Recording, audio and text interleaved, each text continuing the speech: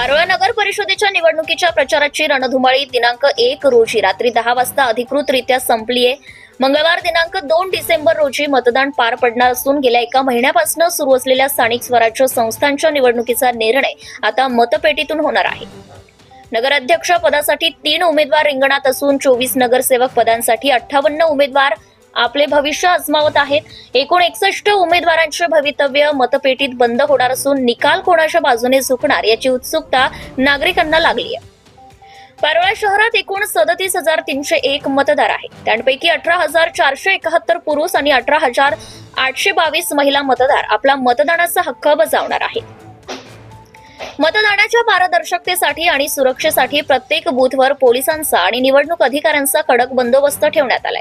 तसेच नागरिकांसाठी पिण्याच्या पाण्याची सुविधा आणि दिव्यांगांसाठी आवश्यक सोयी उपलब्ध करून देण्यात आल्या आहेत. या निवडणुकीसाठी एकूण 270 कर्मचारी नियुक्त करण्यात आले आहेत. प्रत्येक मतदान केंद्रांवर 1 केंद्र प्रमुख, 2 सहाय्यक केंद्र प्रमुख, 2 कर्मचारी आणि 1 पोलीस कर्मचारी अशा 6 जणांचं पथक कार्यरत राहणार आहे.